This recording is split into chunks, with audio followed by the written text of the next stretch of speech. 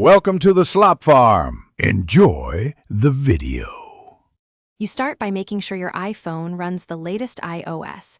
This avoids missing new wallpaper options. Once done, locate the photo you want in Photos or Files. Now open Settings and tap Wallpaper to enter the wallpaper chooser. You'll see Current Lock and Home previews. Press Add New Wallpaper to begin.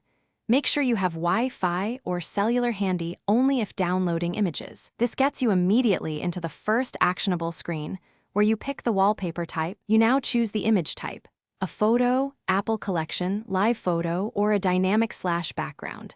Tap the image to open the editor. Pinch and drag to frame exactly what you want.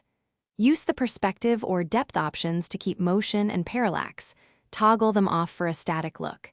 If you want different wallpapers per focus mode, tap Customize, then link a focus. Make sure to check both Lock and Home previews, so placement and readability of icons are correct before confirm. You finish by tapping Set and choosing whether it applies to lock screen, home screen, or both.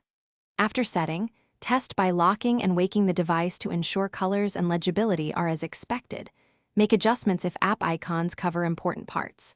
If the image looks blurry or mispositioned, try resaving the photo at a higher resolution or switch off perspective.